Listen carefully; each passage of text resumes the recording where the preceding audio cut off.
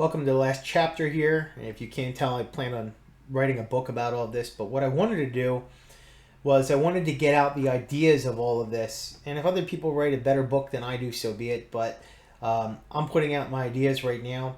And if the systems do sort of collapse between the time of now and when I do get my book out, or if I'm hit by a bus, I would like to at least get these ideas out and about. And I don't think that anybody wants to read a 200 million word blog post. So I'm trying to put these out in chunks of videos here where you can digest some of this stuff a little bit at a time. So we've now talked about how the currency is going to be going to zero. We talked a lot about financial energy, and we talked about the ecosystems of economics and of different economies.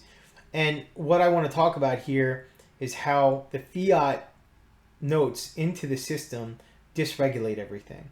And this section is going to go through all of that. So with that geocentric model, with that cool thing that went around, that cool model that I stole off the internet, that kind of shows you what the problem is with the geocentric model with using fiat. And what happens is governments need to continue to trick society into using this counterfeit currency. So what you have seen is from when we went off the gold standard in 1971 to 1980, when gold hit its high of 800 some. At that point in time, if we really wanted to, we could have gone back on the gold standard, and the math bears out what our debt was then, and you divide it out in the gold price and whatever. And we could have gone back to the gold standard then and there.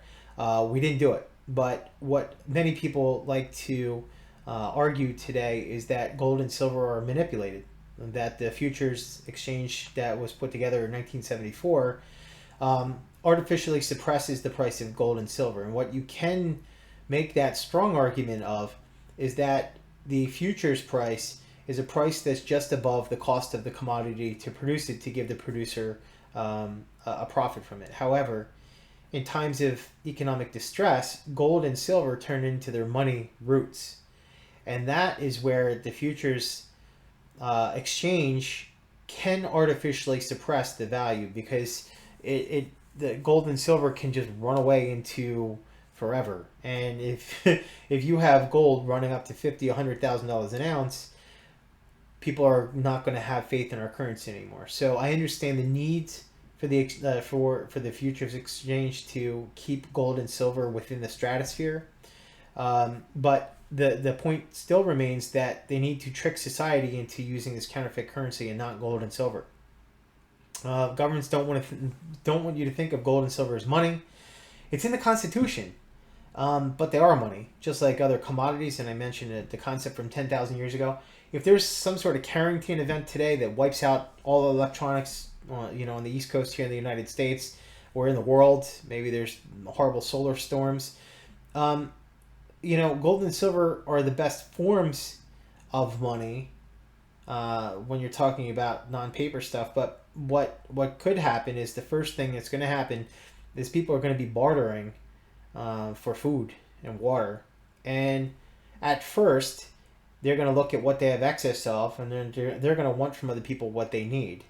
And then over the course of time, once again, they will find mediums of exchange that are more efficient, whether it's a week later, a month later, 2 months later, whatever it is. So yeah, people that want to talk about gold and silver, you can't eat that. It's the first, when there's a problem with like Puerto Rico and the hurricane and power going out, the next day people are not going out with their rolls of dimes and trying to buy groceries with it. That's not the case. And if there's, some really bad situations that happen, then you can think of dimes and quarters that are silver. You can see them potentially being used to barter for food, because it's a uniform currency, and it used to be money in this country. So you can look at that and be like, yeah, that was money. But by entering counterfeit currency into the system, it artificially inflates all stores of financial energy. So you now all of a sudden think that your house is worth $2 million, and it appreciated so much in value, but it actually didn't. This fiat currency flooded the system with this fake financial energy. And it throws the carefully balanced ecosystems out of whack in relation to gold. So, you have these ecosystems where, you're exchanging dollars for stuff. Now, you're taking these US dollars and now you're buying TVs with them from foreign countries. And now that really, it throws off their economies as well. So you start to have trade imbalances. And all this fiat currency is causing a lot of these issues. And when these problems occur, government intervention is needed in order for systems to keep them from collapsing. Look at what we do now. Like if there's a really bad down day in the stock exchange, we freeze trading. Well, what about the people that shorted that stuff? You're now picking them as a loser. What about something picks up really hot and all of a sudden they have limit up days? Well, the limit up is hit, and if you're long something, you're getting taken from.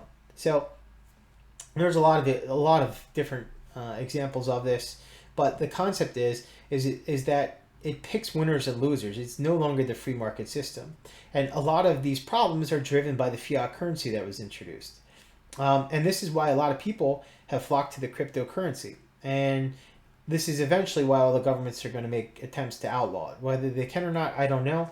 But this is why a lot of people are going to cryptocurrency, because it's outside of their regular financial system. And people are kind of sick of governments telling them what they can and can't do with their money. So this regulation, I'm going to go through a bunch of stuff here. So this artificial financial energy, everyone probably has seen this $100 trillion from Bank of Zimbabwe. Those of you not in gold and silver, in our echo chamber, I'm trying to introduce some new concepts to outsiders. Eventually, as I mentioned in the previous section, that the value of the currency goes to zero, and you have to keep adding zeros to your currency in order for people to accept it. Eventually, what will happen is this fake energy is purged from the system, and you reset it, and they just turn around and they create a different currency up. And right now, all of the currencies of the world are these fake pieces of dollars, fake currency units that are all floating down against everything else. Gold, silver. You can see gold and silver, all these commodities are all-time highs in all of these currencies. And it's not that they got that much more valuable. It's that all of the countries are printing into oblivion. And what you're going to see from all of this is that, again, 20 years from now, they're going to say, we're never going to be doing fiat currency again because of all of this. There's countless examples that every time resets happen, currencies will return to a currency backed by gold. And then from there, the gold reprices all the other commodities, which then prices all the raw materials elsewhere. And then then all of the finished goods get priced, and all of the labor to do them gets priced. So gold is kind of, it's going to be the center of our financial solar system for the next 10,000 years. So recap one of the concepts from earlier: financial energy can neither be created nor destroyed. It is transferred. By adding fiat currency into the system, it is making attempts to add financial, artificial energy. This requires manipulating the system to accept this means of exchange, and constant intervention is needed to keep markets from collapsing.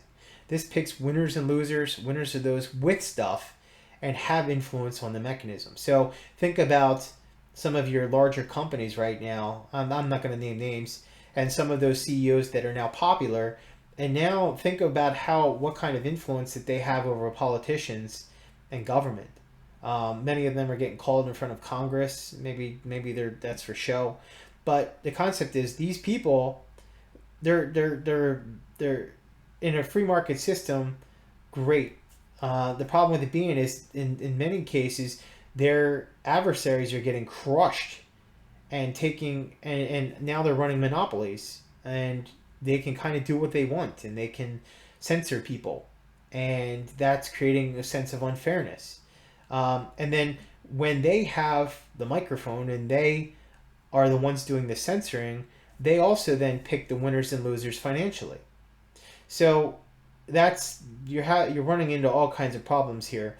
But again, you're creating all kinds of issues with creating artificial energy into the system. And also, the winners with stuff convert the artificial fake energy into real things. So I just read about how a very large company CEO who's recently gone into a divorce. I saw that he just bought a $500 million yacht in the midst of all of what's going on. So they take this fake funny money and they put it into things, whether it's large palatial estates or interest-bearing accounts or companies. They put this money into things that generate money for generations to come. Also, again, this inflates the system artificially. Where gold, where if you price things in grams of gold, that expands at a constant of about 1.25% per year, whereas you can just create as much fiat as you want. And again, I think 40% of all U.S. dollars were created in the last year. And this energy is not created, it's not dug out of the ground, it's just printed. So how can we observe the dysregulation in the system? After the 1971 parting from the gold backing of the dollar, you can start to see dysregulation in a lot of different places. You can see the massive levels of inflation, which I'm going to go over in the next slide. And these units of inflation, this inflation is not necessarily captured by our government properly. And that's, again, part of this whole fairness here and loss of confidence in our systems. If we're not believing the data that's coming out of this, that we're then publishing to the world, and we trust the data, and we don't trust this data anymore that we're making financial decisions off of, this then ended up turning our nation, over 40 years, it turned our nation from a creditor nation to a debtor nation over the course of that generation. So you can also find exploding debt, which prevents interest rates from naturally finding a form of homeostasis, requires intervention.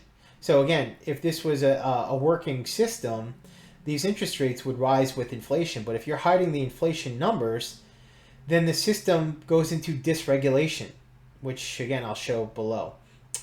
Massive wealth inequalities due to highly levered financial tools allowing ultra-rich to amplify their gains and influence politics. I saw somewhere a very famous congresswoman, I'm not going to say names, that woman had call options on Tesla, massive amounts of call options, and that caused a whole bunch of problems. Let's see, what else do we got? We have health inequalities by advising people to eat food that was harmful to them. I'm going to go into that as well with the food pyramid. You have unaffordable housing as asset prices explode. You see all these people doing these, what do you call them, tiny houses? Well, it's kind of pretty much what a lot of people can afford these days. Also, with this, recessions are now not politically permitted. They're just not allowed to happen anymore. And why is that? Because you cannot run on fiscal restraint anymore. Because the only way to fix this, in a sense, is to lay off half the people and increase taxes by like 100%. So no one wants to be that bad guy. And they all come up with ways of saying that they'll pay for stuff over 10 years and they're going to adjust this. There's no paying for any of it. Okay? And this is going to be a lesson for 10 or 20 years from now or 50 years from now from future generations. They're going to say, well, why didn't they just stop spending? Well, there was no fiscal restraint. And when we were on a form of a gold standard, there was fiscal restraint. Now, again, there were fractional reserve systems in place, but again, the concept of fiscal restraint is completely lost now and pretty much has been for the last 15 years here.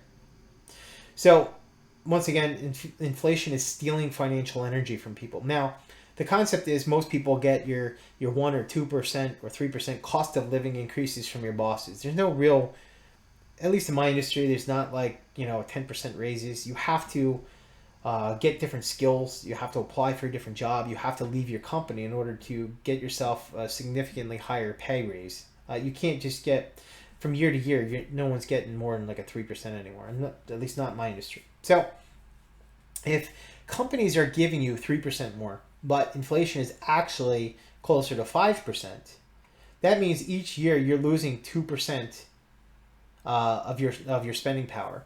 And over the course of 40 years, what you're looking at on this chart here, forgive me, you can't see it. It's too small. I wanted to blow this up and just show you the 50,000 foot view. That red line there is savings starting at like $10,000 in 1980.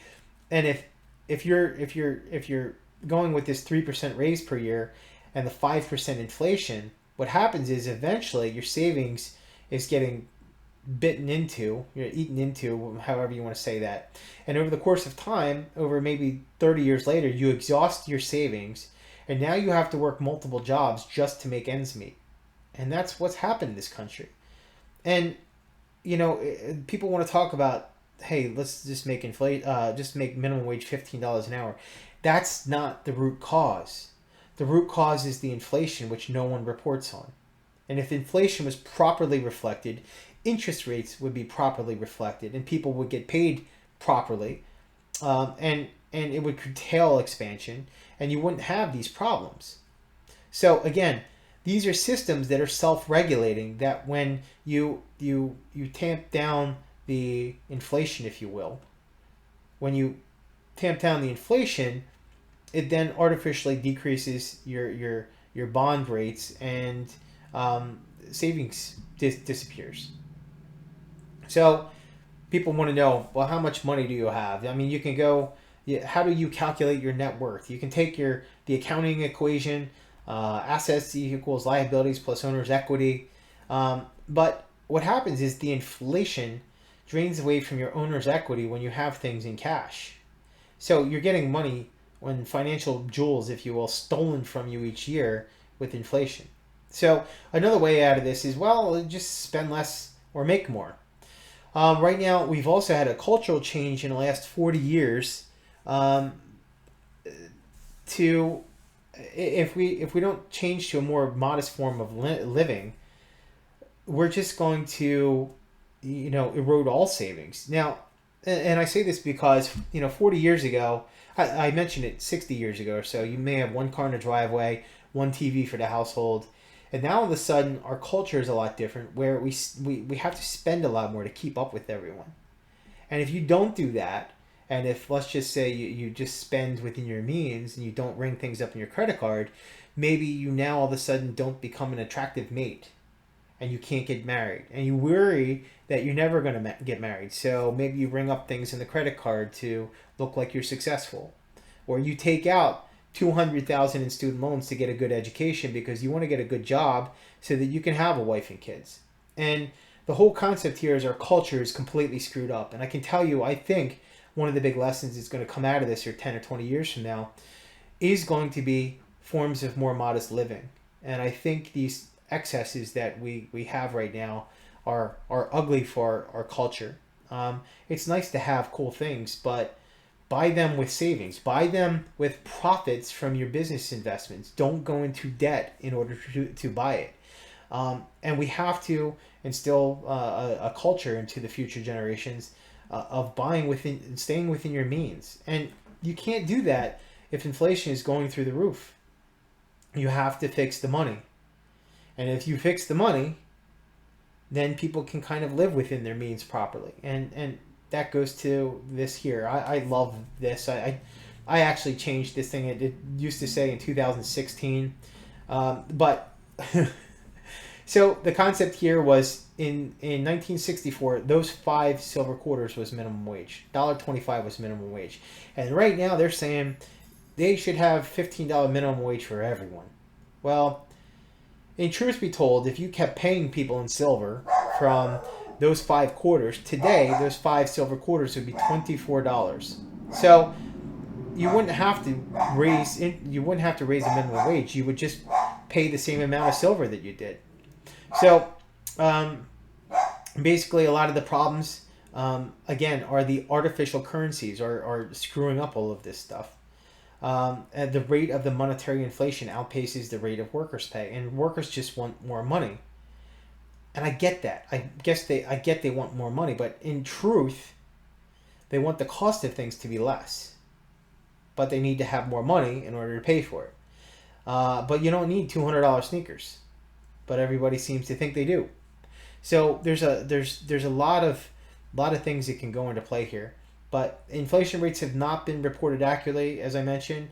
I talk about something called dinner table inflation, and I've written some blogs on that, and I've done some videos on it. But if you look at the U.S. government and they talk about their inflation, they carve out a whole bunch of different things that make a lot of sense to me and you, but they're looking at it from a macro point of view, and they're looking at one of the things that they talk about is the velocity of money and GDP.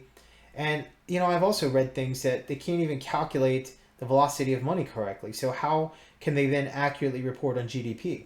So if you look at the velocity of money charts, you see it starting to go down. But what's happening is, what I think, is that people see inflation coming. So they're taking money out of the system and they're putting it into assets. And it gets locked into these assets. So people are seeing the velocity of money going down. And then the solution here is, well, we need more stimulus. We need to pump more money into the economy in order to make people to spend more money. But the problem with it being is, again, if you see inflation coming, what do? You tuck it into one of those three asset classes and it comes out of the system. So by hiding inflation, we could drive interest rates down and borrow more. And borrowing more has been the debt problem.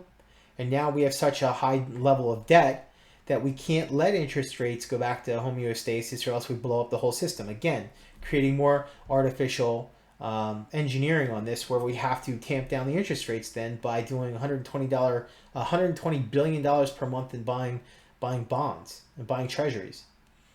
By going back to a gold standard, we could fix the money. Now, something like this might happen 10 years from now, where all of a sudden you wake up one day and gold is $50,000 an ounce. Well, bread will be $400 a loaf at that point in time.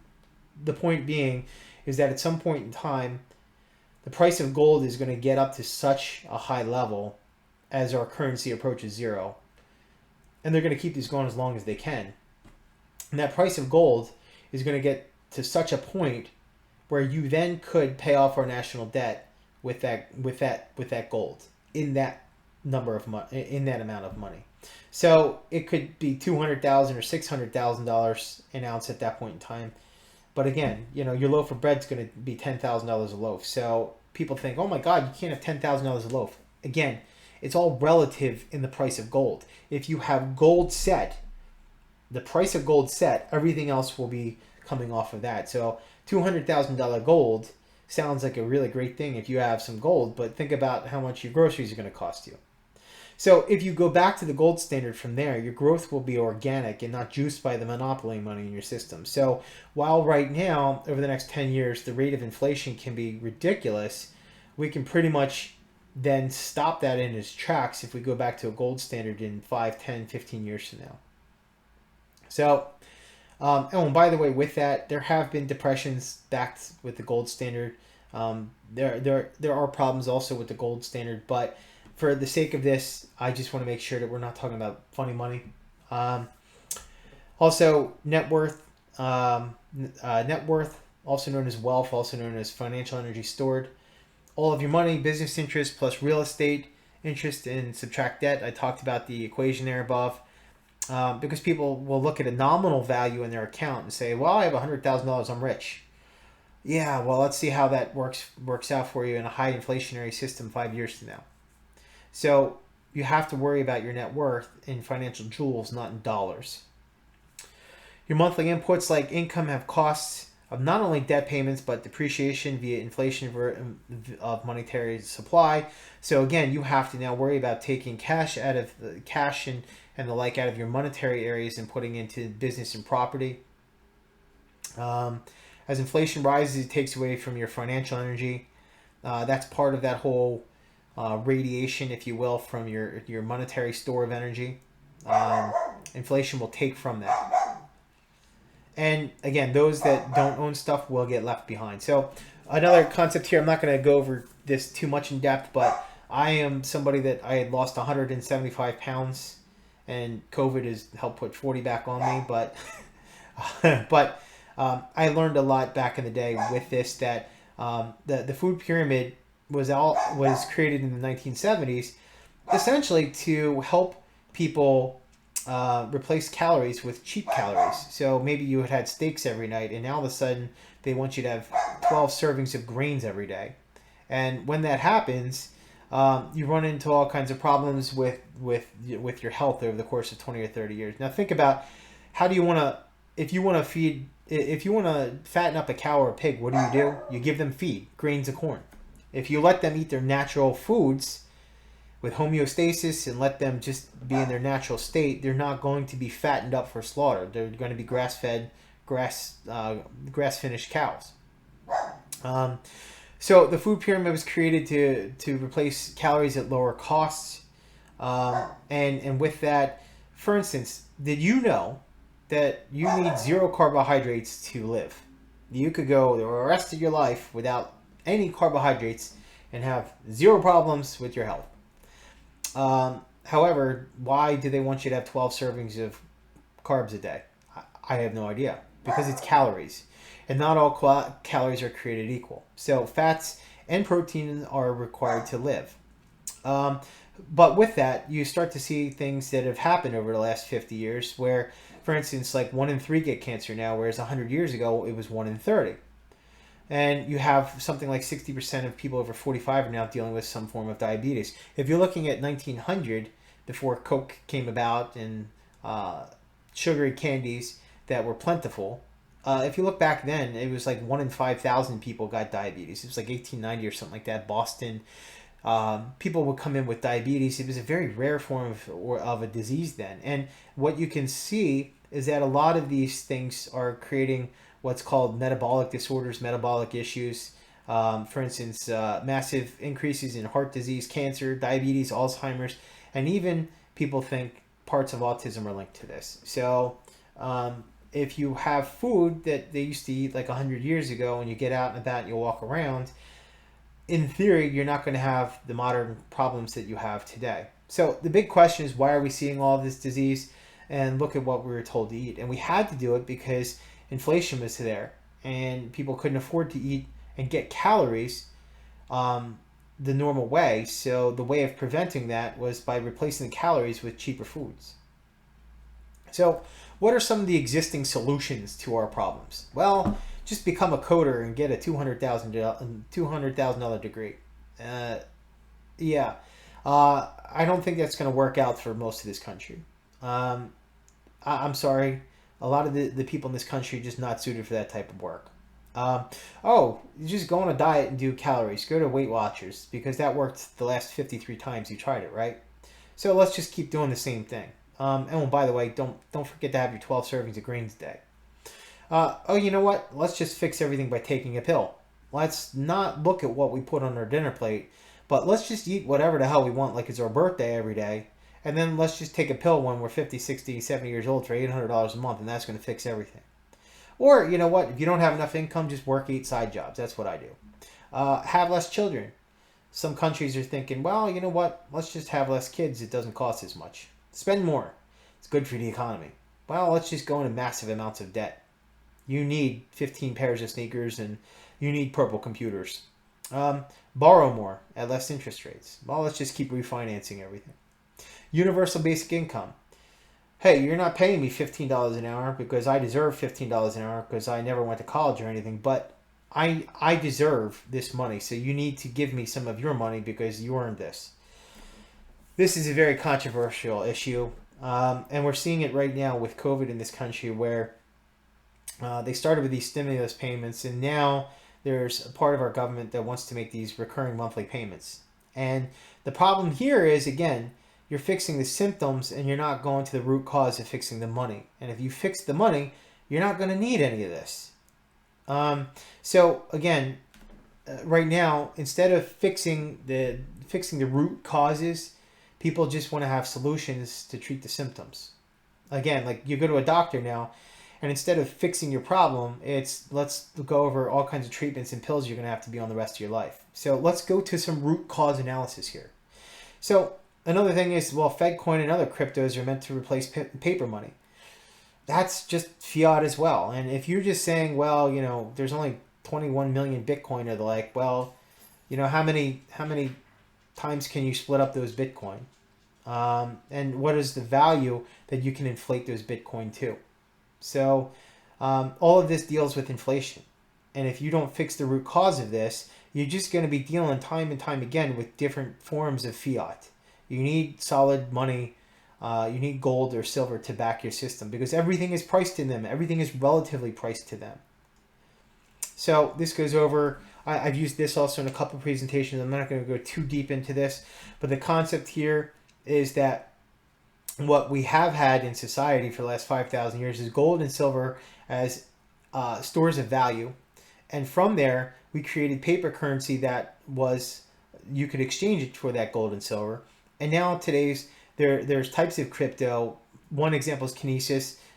There's also Lode. There's other types of cryptocurrencies that you can exchange for gold and silver that make it easy to divide 5 billion ounces of gold by the 8 billion ounces on the planet. So maybe you own 0.00013 ounces of gold or something like that.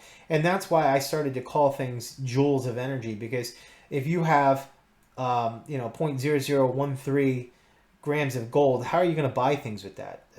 Maybe you call, a loaf of bread is 300 joules of energy, and then you have joules that are convertible to gold or silver equivalents. On the flip side, you have people like Michael Saylor that want to have crypto, Bitcoin, not as a cryptocurrency, but as a crypto store of value that's a rival to gold. And the truth be told is they make these pretty pictures of Bitcoin in gold coin, but that's not what it is. It's nothing. There's nothing there.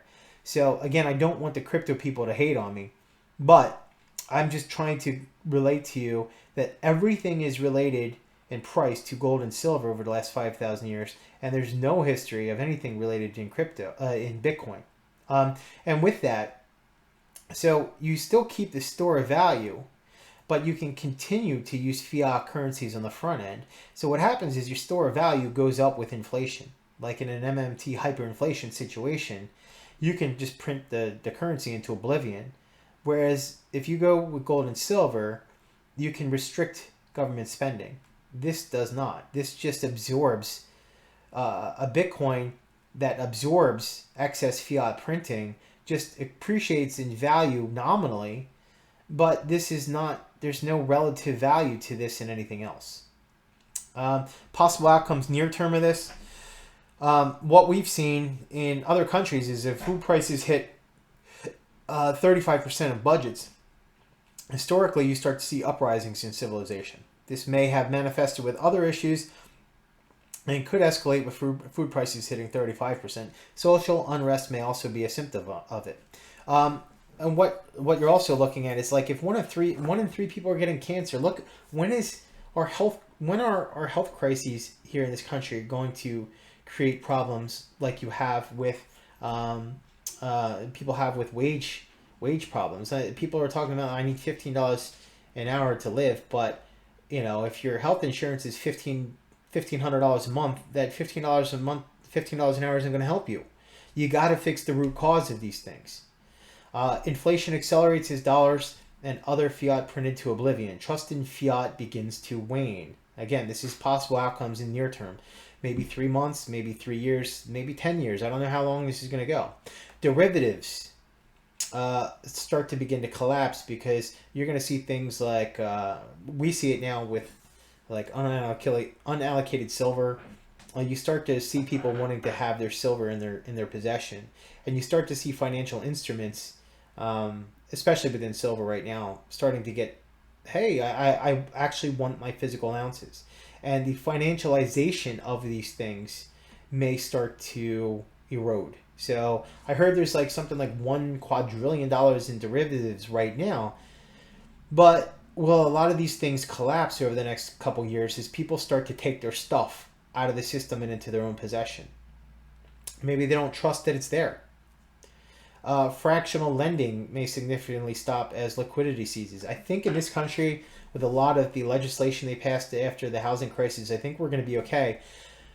But I think in other countries, their banking issues may be more problematic. I think Australia is one of them. I think Canada may be one. and also in Europe. So don't quote me on them, but I think in this country our fractional lending and our liquidity is okay. Our housing market may not be great, but there's massive bubbles in other places relative to us. So I also see in the near term people can move to safety and real money. People like myself, maybe you get pantries and you stock it with food, because if you think that prices of food are going to go up 10x over the next year, why not have 4 to 6 months worth of food at home? If the price doesn't go up, okay, maybe power goes out for a week or two because of a hurricane or something, and you have plenty of food around. That's the worst case that can happen for you. Um, Also here, understanding financial energy. I think if you have future civilizations understanding financial energy and how counterfeit energy into the system breaks things, I think that's going to be lessons learned for future generations. I also think gold is going to return as the center of our financial solar system, and I believe there's going to be some form of crypto, whether it's Fedcoin, whether it's Kinesis, whether it's some sort of SDR, from the central banks, whatever it is. I believe there's going to be some crypto out there that does have the blessing of governments, that is backed with gold and silver in the back end in vaults, because I feel like it doesn't. Michael Saylor made a great point where it makes no sense to have 5 billion ounces of gold if you have 8 billion people on the planet. How are you actually going to use that as money? So he presents a problem, but the solution is to then salami slice that up, a billion times, and then use those as units of currency. So if you have, gold is $200,000 an ounce, but if you can make, 600 quadrillion decimal places on that, you can slice that up as much as you want with software on the front end, and that gets related to hard money on the back end. And you're using the blockchain throughout the entire world in order to then use that as a method of accounting. So I do understand crypto to an extent, and I do understand how relating that to back end assets such as gold and silver make a lot of sense. Because right now all central banks are holding gold. So if countries can then do commerce with each other using this crypto, and perhaps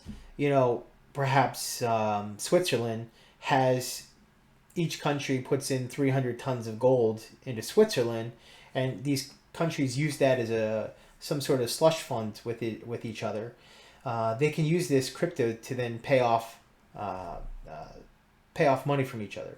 So those are some near-term outcomes. Long-term, I think that a big concept here of financial energy, I think there's going to be a lot of studies on something like this down the road that makes it parallels to, there's going to be a lot of parallels in this to physical energy, because you need to understand the value of these things relative to gold, and you need to understand how the economy works in relation to ROI. It's not about counterfeit dollars. It's about economic opportunity, rule of law.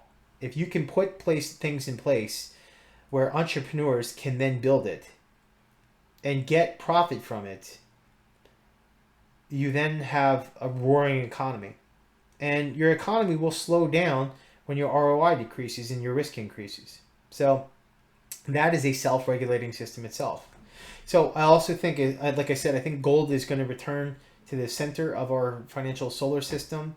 And I think things down the road can be bought in grams of gold. I think you're going to look at it as maybe a barrel of oil will cost you perhaps 1.93 grams of gold. And that may vary by 20% depending on supply-demand issues. So anyway, that's my long slideshow over the course of, was it 5 parts, and the part 2 was split into 2 and an intro. Anyway, this is running a little bit long right now, so I'm going to keep this kind of short. If you fix the money, you fix the root cause of a whole bunch of problems in this society right now. You have Mises's regression theorem, which eventually made purge fiat. So if you get to a point in time where gold, where you cannot purchase gold in fiat currency, at that point in time, there may be a financial reset.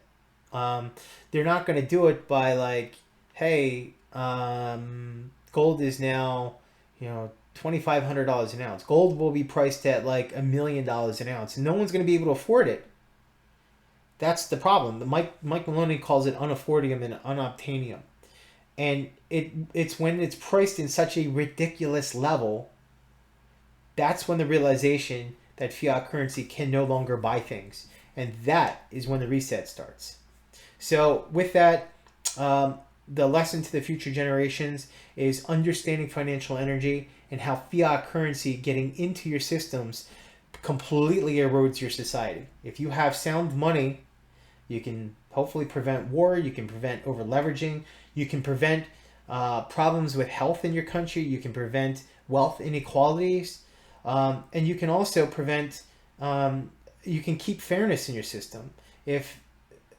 You've seen what happens with this if the wealth inequality becomes too much, and those that have the most amount of toys can then direct policies which make them even more rich. So when you have sound money, you can prevent a whole lot of that stuff. And it's not without its problems, but that's part of this as well. Is what's the downsides of this? Let's explore the downsides.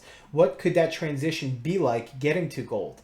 What kind of cryptos could we have that can relate to gold and silver in the back end? What are the downsides? What are the positives? What are the upsides to that? What does this do to a lot of the unbacked crypto that's out there? Are people that are in unbacked crypto going to see this and realize the big problem and get out of unbacked crypto and go into hard assets like gold and silver? I think people that are in unbacked crypto realize the problem. I just don't think they know anything about gold or silver. So pass this series on to anybody that's in unbacked crypto that knows nothing about gold or silver, because I'd like to welcome them on board. If you made 10x with your crypto, why don't you take some off the table, put some of that into gold and silver, or gold and silver cryptos, if you will, and join the party on fixing the problem. Thanks a lot for watching.